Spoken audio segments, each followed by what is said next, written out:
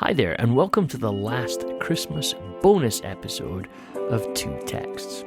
It is almost Christmas, and we're all thinking about presents and stuff like that, so it seems appropriate that today, John and I are talking about the Magi and their gifts for Jesus.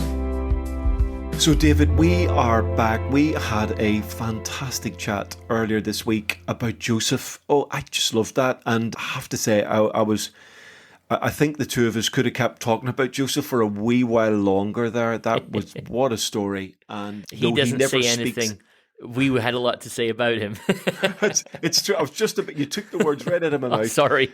No, you're okay. It's probably a sign that we are syncing almost automatically together. So yes, absolutely. He never speaks, but we did a little bit of speaking on his behalf, and his actions were, oh my goodness, just magnificent actions within that. But we're going to try and nudge in a little bit to another part of what's sometimes called the Christmas story, and that's the visit of the Magi, and see what we can pull from that. So we go from this gorgeous finish at the end of chapter 1 of Matthew, but he did not consummate their marriage until he gave birth to a son, and they gave him the name Jesus. And then it's straight into this beautiful story of the Magi. So do you want to read that for us, and let's see where we go?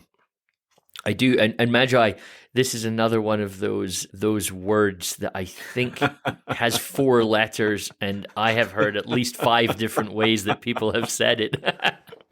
Yes, the Magis. That'd be great. Yes, absolutely. Yes. I remember in fact, it was we both were taught by the same New Testament lecturer in our early days. I remember him telling us once, it's a hard G, Latin doesn't have a soft G, and the entire class promptly ignored him and said, we're not going around talking about the Magi.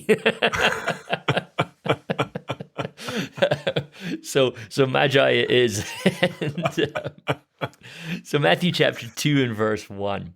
After Jesus was born in Bethlehem in Judea, during the time of King Herod, Magi from the east came to Jerusalem and asked, "Where is the one who has been born King of the Jews?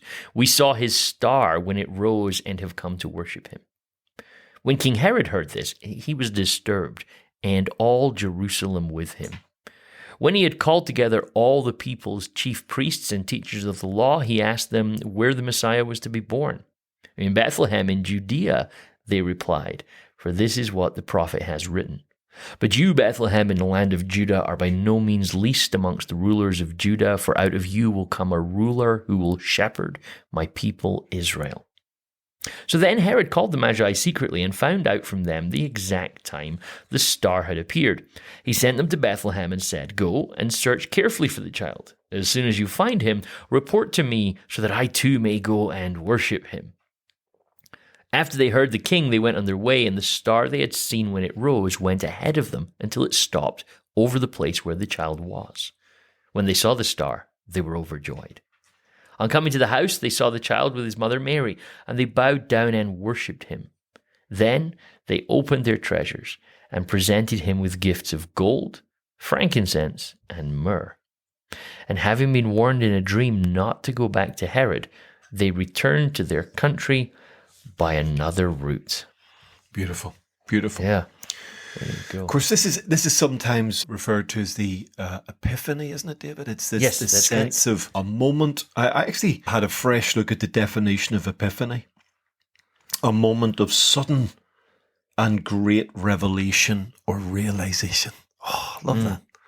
Yes. An epiphany. And of course, we see it. We sort of see a lot of moments of realization happening in the story, which is absolutely beautiful. But last time we talked about the fact that we take the different gospel stories and we sort of amalgamate them together, and this is probably one of those stories that suffered from having its chronology nudged a little bit. The Magi arriving with the shepherds, etc., which we're fairly confident.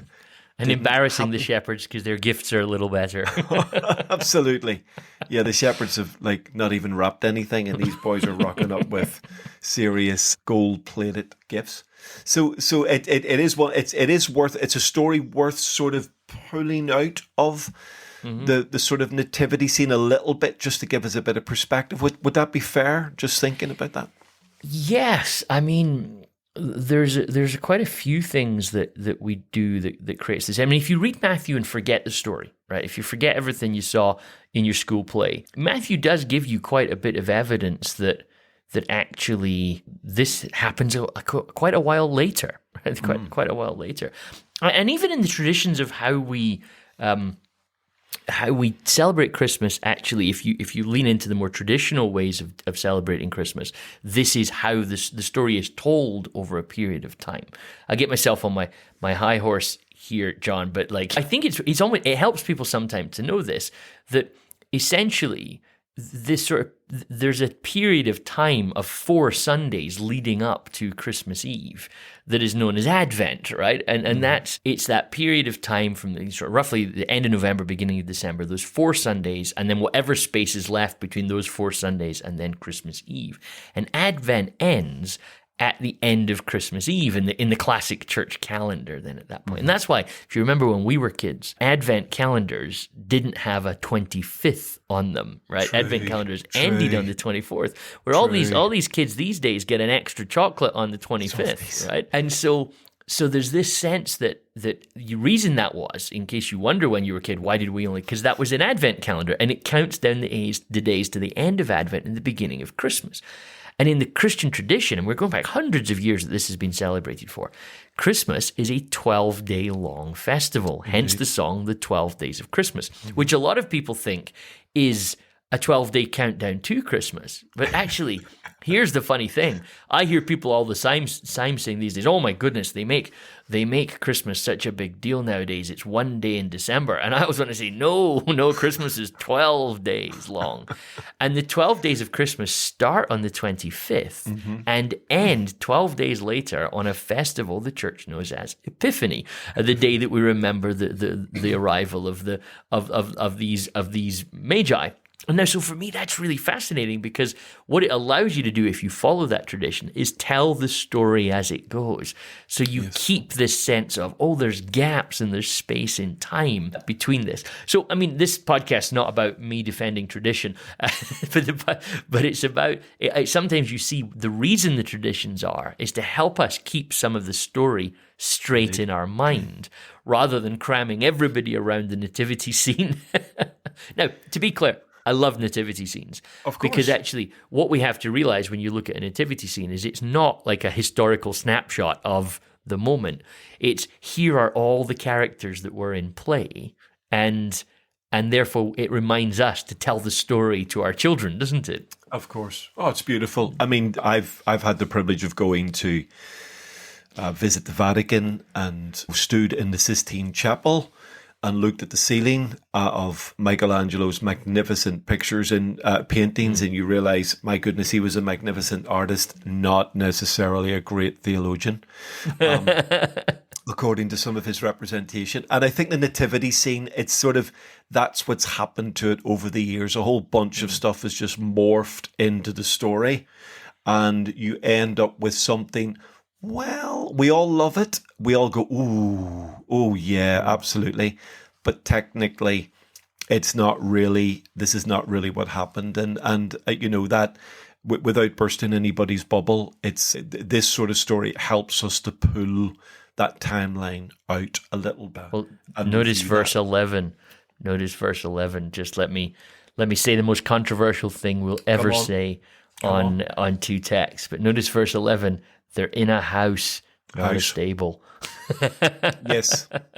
And if anyone wants some real outstanding scholarship on that, let's take you back to one of our book recommendations a long time ago, Kenneth Bailey, Jesus Through Middle Eastern Eyes. And he will explain in just so many wonderful ways that the whole myth of the inn and the innkeeper, it's even culturally, it's a bit unusual for that age and that time. And his explanation will help to understand that and connect the dots to verses like this. So that's well worth a look without us turning this into an explanation of the difference between a cave, an inn, and the house. So Yes. there we are.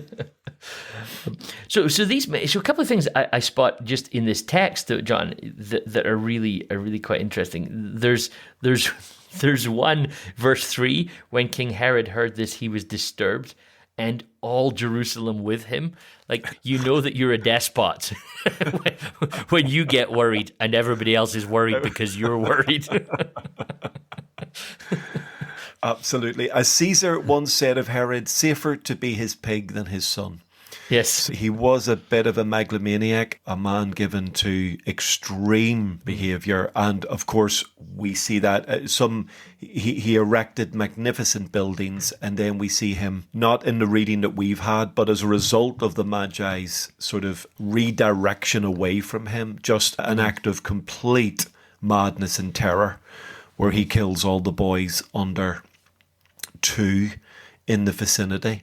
Hence which also gives us a slight insight into potentially the passage of time. Yes. That this could be anything up to 2 years after the birth of Jesus. Yes. And so in Herod, and he's sometimes referred to as Herod the Great, I do think that's slight oxymoron, but there we are. In Herod the Great, you do have someone who has the propensity to protect his power using any means whatsoever. And he is an incredible person. He survives against all the odds. He manages to position himself incredibly with the Romans and creates a seat of power for himself that he doesn't want anybody taken away, especially this king of the Jews. So you've really got a huge subtext sort of going on here at the center of this story as well, which of course is really beautiful because I think you read Jesus then in the midst of political intrigue, religious debate. He is living under the boot of Rome. Jesus isn't exempt from all of these things. He literally, in the story following the Magi, he becomes a refugee from his own country, ends up in Egypt to get away from Herod's family and Herod's grasp.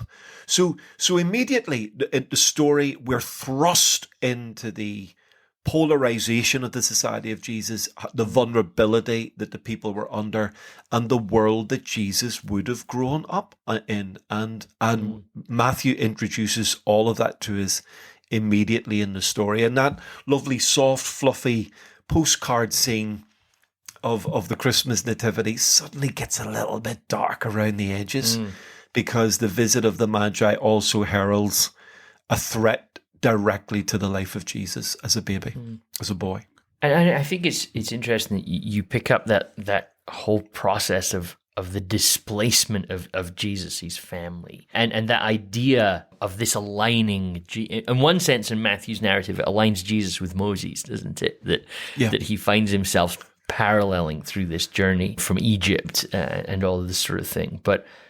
But fascinating, even in the kind of narrative inversion, if that's the way we want to talk about it. We talked in the last episode about how grace is going to define righteousness slightly differently. Interesting that here Jesus goes to Egypt to escape and stay safe, the very place that normally you would expect you need rescuing from.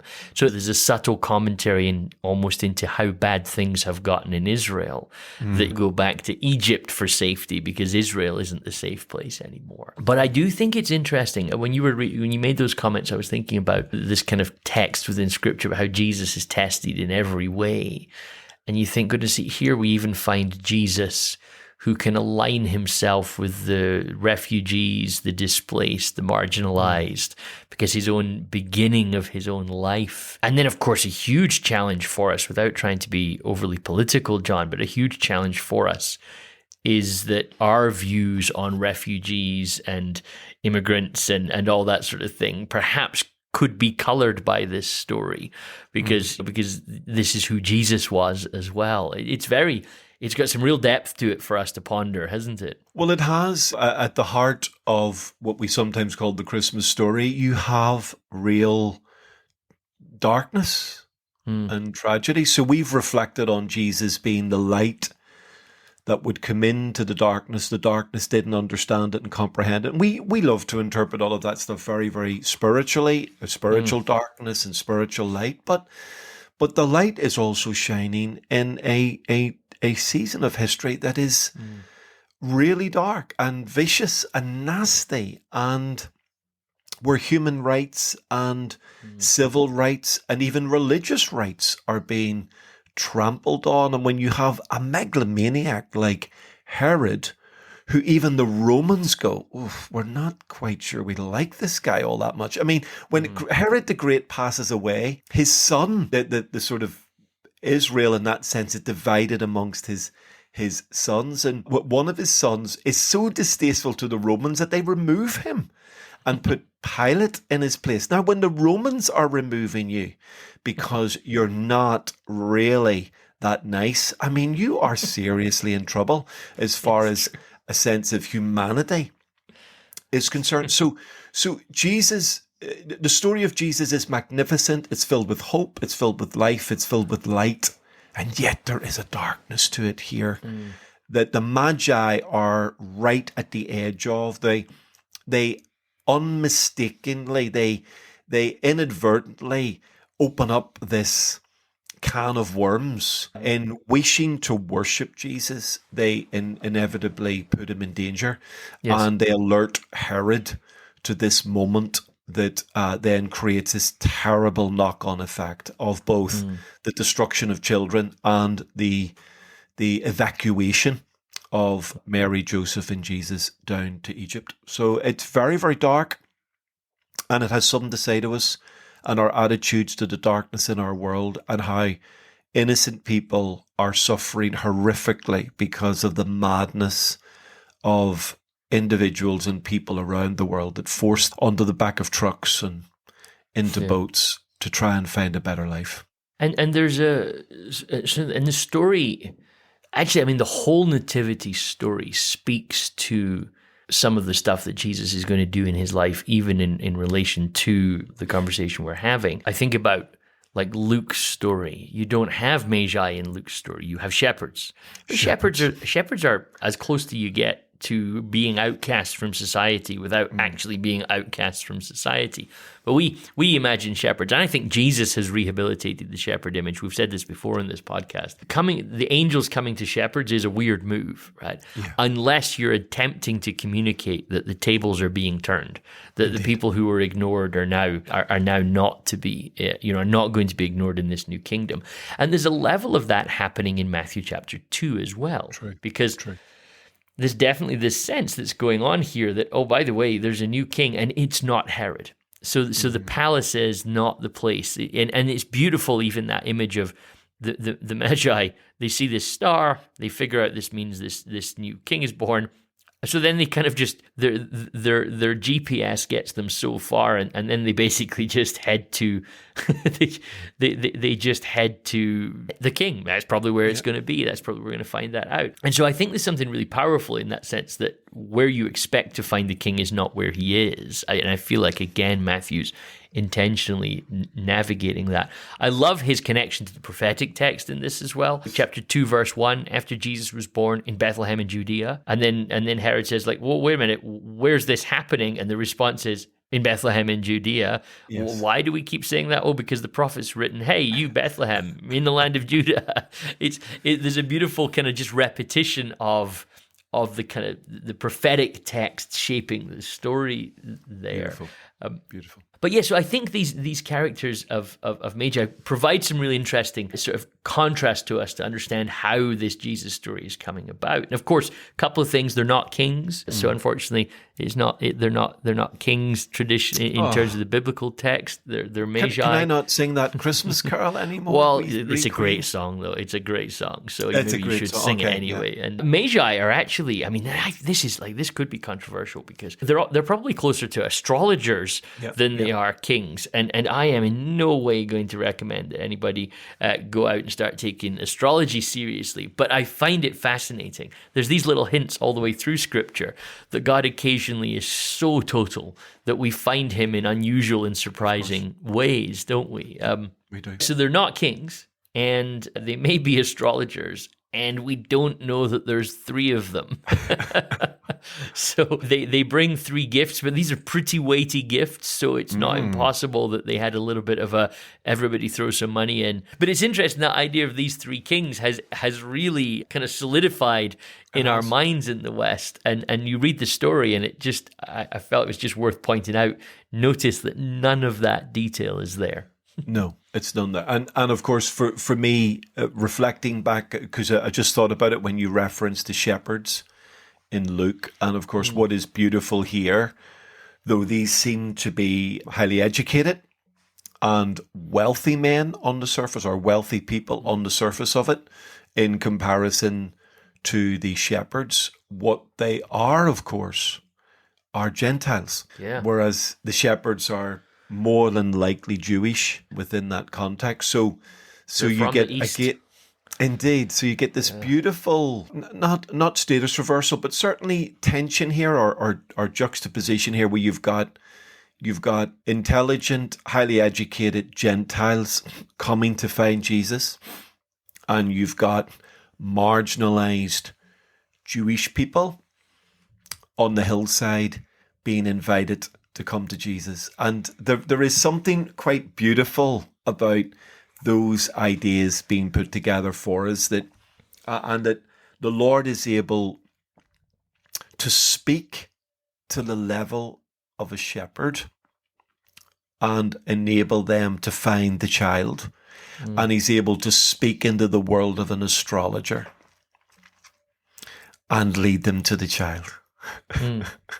I do like the idea that the Lord is like multilingual, that he can do lots of communicating to lots of different people in lots of different ways. And we know that ultimately, in certainly the sort of the Christmas story, he wants to communicate Jesus to the world, but we must not restrict the Lord in how he communicates to his world. And he can speak to an astrologer, he can speak to a shepherd, he can speak to every type of person and get their attention.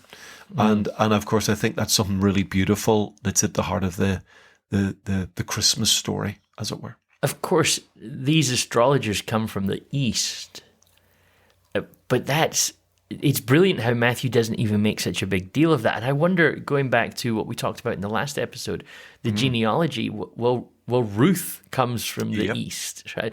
So actually you're seeing again this holistic, God is with us, he is saving people, and he's drawing people from all sorts of different places. But is Matthew, with his genealogical intro, saying, oh, and by the way, this isn't entirely new. Your favorite King David, well, his grandma, she was from there too. and maybe even a nudge further on that, David, is that the area they came from would have been an area of the world that historically the Jewish people were exiled into. So is it possible that they took the scriptures with them, that they went to Persia, that they went to Babylon, that these are the areas being represented by these Magi, and maybe something of the magnificence of the story of God's salvation purposes gets relayed into an exile context and gets picked up in some way or another by these Magi, that actually this is not a random event. They're not just looking at stars in the sky, but there's perhaps a connectedness to stories that they have picked up. If these are men that are prepared to listen to all forms of wisdom and imbibe wisdom from all sorts of traditions, then maybe this idea that one will come who will save the world, actually maybe that is also part of that post-exilic legacy. Might be a stretch too far, but I certainly think it's something worth considering. I love the notion in Jeremiah 29 where the people of God are told seek the welfare of the place where they are, Yeah. to seek the shalom of Yeah. the peace, the wholeness of the place that they are. I love this idea that in the process of doing that, they leave behind their ideas. And so, like you say, it's in the silence, isn't it? But somehow these Magi are expecting something. They knew it was coming. And of course, like you say, the huge elements of the messianic prophetic texts are written in a displaced context. They're away from home. They're in the East somewhere. They're. So no, I love the possibility of that, John. I think that's kind of exciting. Yeah, it's just one of those, because of course they didn't just deposit and then leave again. The evidence shows that not everyone returned after exile. That actually Jewish communities within the exilic arena thrived, continued to thrive within that, and Yes. maybe out of the horror of the exile comes something of a seed of hope, which these men eventually are the beneficiaries of. So it's just a thought. It's maybe a wild thought, but it's worth a consideration, I think. I love it. I think for me, one of the beautiful things, David, is in verse 2. It's such a simple thing, really, but it is a striking thing. And it just says, "Where is the one who has been born King of the Jews? We saw his star. We saw his star when it rose, and have come to worship him." And of course, we're not quite sure what they saw, but there's all sorts of conjectures and theories. But when you think of the size of the universe, the thousands of stars that these men would have seen, I did a little bit of sort of research on this, and they reckon that the naked eye can see approximately 5,000 stars on a clear night. So if you've got no light pollution and it's no clouds and you look up, you're just the cast of your eye, if you can see approximately 5,000 stars are in your eye gate with that, which is an incredible idea. In our galaxy, the Milky Way, there's an estimated 200 billion stars. So we're not seeing many of them. There's apparently, and I don't know how they work this out, but greater brains than me will explain this, but they estimate there's 100 billion galaxies, right? Wow. And now, if my math is right, that's like 20,000 billion stars in the known universe.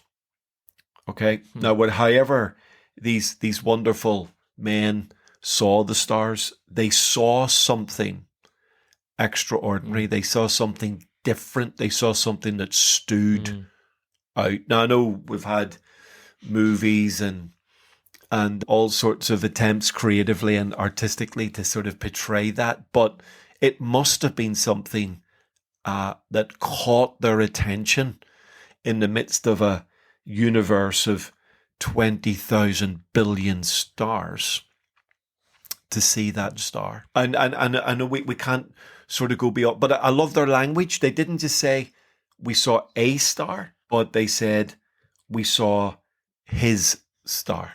I love that. And is that's part of their epiphany moment? I don't know.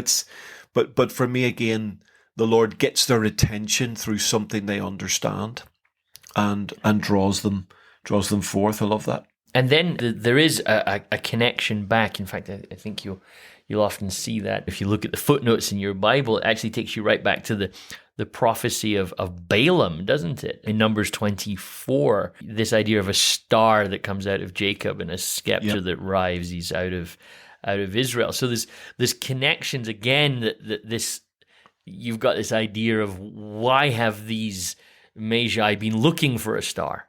What has been, and this sense that, well, actually, if you're rooted in the text of Torah, that's not a completely far out idea that something in the heavens will point us towards the right way. It's beautiful. And I love, there's a beautiful, one of my favorite Psalms is Psalm 19, verse 7, "The law of the Lord is perfect, reviving the soul." It's part of my morning confessions when I'm reading the Bible. But the Psalm begins in this most magnificent way. Listen to these words, David. "The heavens declare the glory of God. The skies proclaim the works of his hands. Day after day they pour forth speech. Night after night they reveal knowledge.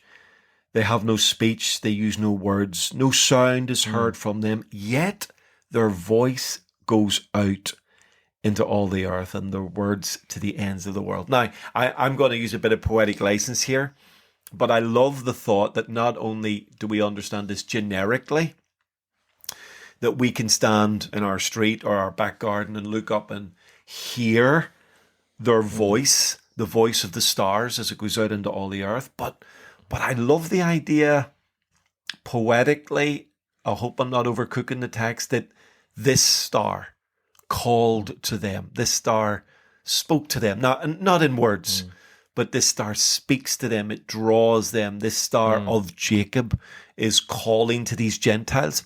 And here you have these Gentile men so aware that something extraordinary is going to happen, that when a star starts to speak to them, that they are prepared to literally travel hundreds of miles, possibly even thousands of miles, to get to. I mean, it's a, when you think about it, they're leaving their homes, they're leaving their livelihood, they're leaving safety, they're venturing into strange territory. They are men on a mission, and they're so consumed by the star speaking to them that they're prepared to travel, in relative terms, halfway across the earth in order to find where this star is landing.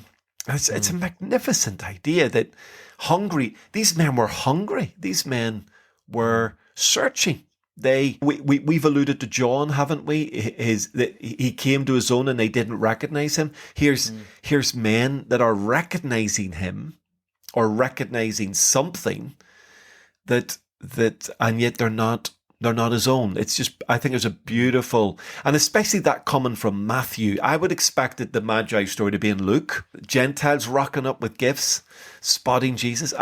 But to see Matthew include the idea of the Magi, the Gentiles turning up because of his star, I think it's a beautiful, beautiful idea. When you were talking about all of the galaxies in that, ironically or unsurprisingly, perhaps, it was Psalm 19:1 that came to my mind when you were talking there as well. And this might just be evidence that you and I spend too much time talking to each other. that because funnily enough, like you talked about how important Psalm 19 is to your kind of daily sort of readings in that. For me, Psalm 19:14 is a daily meditation for you. May these words of my mouth and this meditation of my heart be pleasing in your sight, Lord, my rock and my redeemer. I talk for a living, right? And my vocation is all in that. And so I find myself trying to pray that daily to say, okay, I've got a whole host of things I could say today. It may not all be pleasing, right? But I tell you what's interesting in Psalm 19, when I was listening to you talk about it right there, you've got this world, this surrounding culture where the worship of the creation is very high. Worshipping the sun god, you track it from all the Egyptians, the Romans, the Greeks. The god of the sun is the great God. He's the one really in all of it. And it's fascinating to me how Psalm 19, in a world surrounded by worship of the sun and all of the celestial beings, including other aspects of creation, this psalmist positions the sun under the control of Yahweh. Yeah. In the heavens, God has pitched a tent for the sun. Right? So why I think that's interesting. I mean, it's stunning poetry, but it offers a contrast to the surrounding beliefs and cultures of the world. Right? So again, this is a theme we see all the way through Scripture. The shepherds are the ones first invited. Now the people from the east are coming to find the king, not the king himself. Well, this is rooted in the biblical tradition to just be awkward, to actually to not fit in with your surrounding culture very well. Everybody else worships the sun god, and then you get these annoying little nation that's bugging all of the other nations around about them. They worship this god called Yahweh, and they don't like our gods. And yet, not only do they worship Yahweh and not like our gods, they tell us that the things we believe are gods are actually just put into place by their God. Now, so therefore then, what the psalmists do is they, having now decided where the Son fits in the whole process, they decide, and I think this is what you see it here. Look at it. So let's talk about what the Son does. Well, God gave it a tent, and it comes out of its chamber, and it goes out one side of the world, round the other side of the world, warms everything up, does its circuit, and then we're told the law of the Lord is perfect. Right? So the Son follows the law of the Lord. Indeed. The Son points us to Yahweh. Right? So again, maybe I'm stretching it here a little bit, but that's exactly what we're seeing happening with this Magi story then, right? That it's actually, they may be astrologers. They may look, and this is perhaps the big problem with astrology, is it assumes that the stars will give me the guidance I need for my life. What these Magi do is they realize the stars will guide us to the one who will give us the guidance. And that's a very subtle but deeply biblical difference that I think is there. That I think is quite stunning to just wrestle in a little bit. And of course, it's reflected in the creation story itself, David, isn't it? Where God, in his opening statement, let there be light, but the sun and the moon aren't created until day 4 in the creation story. So the light of the universe isn't coming from the sun. It's just like in Revelation. Exactly. So you get the glory of the Lord is its light in the New Jerusalem, and the Lamb is its lamp. So you are getting deep ideas here that, and of course the Torah itself expresses, it forbids the worship of the stars because the stars themselves are pointing to the Lord. Do not be enticed into bowing down to them and worshipping things. Davrim says, or Deuteronomy says. So we are directed away from the stars as a point of worship, but directed towards the God who made the stars. Let there be light.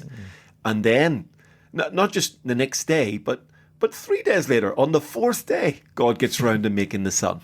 And creating a tent for the sun. It's just absolutely magnificent. And I think in the Magi story, we get this perfect circle completion. So I saw beautiful symmetry in the story, David. I don't know if you've witnessed this before, but it says they saw the star, and then it says they followed it. So there's a sense in which they've seen the star, his star, and they're following the star. And then later on in the text, it says this in verses 10 and 11, on coming to the house, they saw the child, and they bowed down and worshipped him. So they followed the star, but worshipped him. This is exactly the allusion you related to in Psalm 19. Yes. And like our viewers will, or our listeners will think we've sort of planned all this and made all this up. This has literally come together in our podcast together, that actually the Magi pulled together something of the creation motif. They pulled together the idea that the Son in Psalm 19 follows the law, and in fact the Son has no existence without God's Torah, as it were, God's truth. And then we have the Magi here following the star, his star, but when they saw him, they bowed down and worshipped him. They didn't worship the star. Yes. They worshipped the one who created the star. And I love that. That for me is the epiphany moment. Yeah. Follow stars, but bow down and worship him. And I think that's the proper order that we should always understand it in. Yeah, no, John, I'm so happy that you unpacked that, because that's exactly what I was feeling forming as we were chatting through this. It was just that Matthew, because I was even looking at his precision of that sentence a little earlier on when we were talking, and it's very deep, it's very precise. They came to the house, they saw the child, Mary was there, but then he's even at pains, not to go back into the previous set of podcasts we did, but he's even at pains to point out that it's Jesus that they worshipped. Mary is there, but Jesus is the one that they're worshiping. It's very much, he clarifies all of this. So yeah, and I just think I can't help but think Matthew's riffing on all of that. I can't help but think that this is what he's rooted in, and he's pointing out this story of these Eastern Magi coming and finding the true king. It's the anointed one, which of course what this Messiah means, isn't it? The one who is anointed to be the king. And so they give him, they open their treasuries and give him these beautiful gifts. It's a stunning moment. That's beautiful. It's absolutely beautiful. And isn't it striking again that just as Joseph, we get the sort of the four dream sequence with Joseph. These guys are warned in a dream. That dream motif and flow is very, very evident. Just as in Luke, we get the sort of impact of the life of the Spirit moving as an agent in that side of the story. We get these magnificent sort of dream encounters that they have, and it's a way of God speaking to them and sort of directing them in that. David, is it worth, as we sort of probably draw this podcast to a close, is it worth us saying anything about the gifts of the Magi? The gold, the frankincense, the myrrh? Well, yeah, I think it is. There's stuff to say there. I mean, they opened their treasuries. I had never noticed this before, John, until I was prepping for this podcast. But the Greek word for treasuries, for their treasury boxes, is thesaurus. Oh wow, there we are. Yeah, come on. which I'd never really engaged that that's what a thesaurus is, a treasury of words. But so given that it's a treasury of words and we have things to say, we should. So yeah, unpack, because there's a few little moments around those three gifts that I think are significant, aren't they? Well, yeah, I mean, obviously, I think the three gifts have led into the idea that there are three sort of people there, yes, which may in fact affirm that idea. So it's nothing that we would want to fall out on. But of course, isn't it interesting? The three gifts are distinct. Mm-hmm. They are unique. There's no crossover. There does feel like an intentionality in these gifts, that these travelers, these Magi, thought about what they were bringing before they actually brought them. And I do sort of love this idea that maybe, I suppose in some ways the gold speaks of kingship, this idea that he is the king of the Jews, and they bring gold to honor a king. Would that be a fair idea to think about within that? Yeah, I think so. And then, of course, you've got the sort of the frankincense, which was often sort of an incense permitted in the altar of worship. You can find that in Shabbat and Exodus within that. So there's a sense of worship being offered. And of course, the myrrh, I hope I'm pronouncing that right, my Irish accent, but the myrrh often relates to this part of the spices that are connected to the burial of an individual, yes, as well. So you get this gold maybe relating to his kingship, this frankincense, a life of worship, a sweet smelling savor aroma being offered up to God. And then you've got myrrh perhaps pointing to something else. Now, I don't want to overcook those, but of course, I love the idea that when the Bible gives us that level of detail, you think, is there something in that detail that we should be paying attention to? And I think those gifts may not only be gifts for the moment, but they may also speak prophetically into the life and ministry of Jesus. And of course, at a practical level, they may also have helped the family survive. I mean, if, yes, you're going to run off to Egypt, of course, for 2 years, for a while, we don't know exactly how long, but if you're going to be a refugee in Egypt, you're going to need some collateral.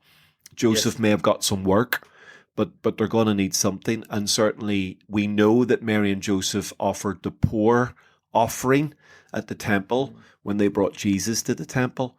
So the sort of the wealth that potentially could be within these gifts may have helped the family in their early struggles to survive those early struggles as well. A couple of just cross references to add there that may interest people in that sense. Of course, frankincense as well becomes in Jewish tradition an incense that without going into too much detail, but an incense that becomes symbolic of the divine name. So you see that particular incense burnt in a couple of contexts. So, which I think is interesting that they bring an incense to Jesus. I think that's curious. But what really interests me is this tradition that Jewish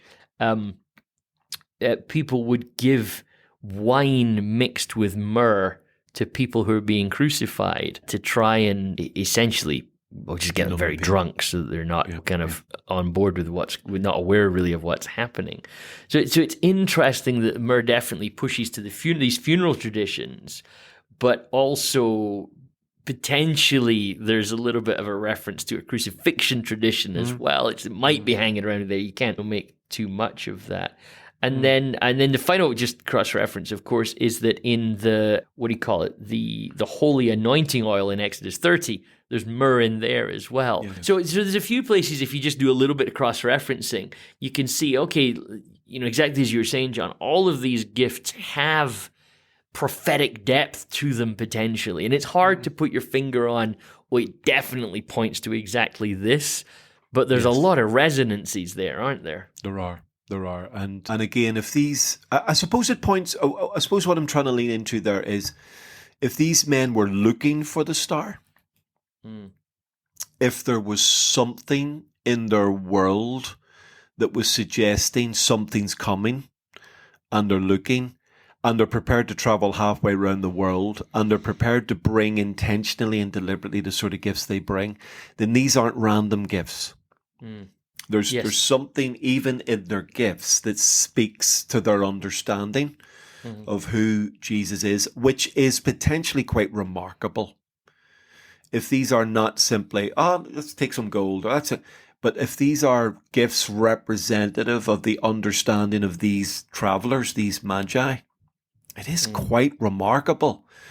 And maybe rightly, it's called the Epiphany. Rightly, it's handed to these men because they see something, they understand something, they've grasped something so significant about who Jesus is that they're prepared to travel so far at their own expense and bring such expensive gifts and then bow down and worship Jesus. It's the first, as far as I can see in Matthew, David, and I could be wrong, but as far as I can see in Matthew, it is the first Gentile act of worship to Jesus. And I'm moved by that. I love that. Yes. I love this, and this must have blown Joseph's mind and Mary's mind as these travelers got off whatever beast they were traveling on, dusted themselves down and bowed down to the child.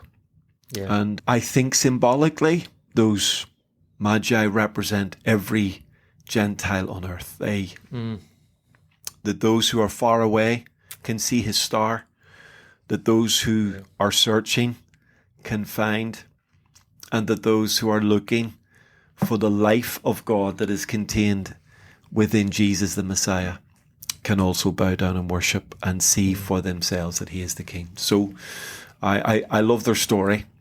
Yeah. And I love the fact that it's part of our journey. And all of this whole story then transpires. Eventually Herod dies, but his son ends up in charge. And so as a result, when the family do return, they decide to set up camp in this little place called Nazareth.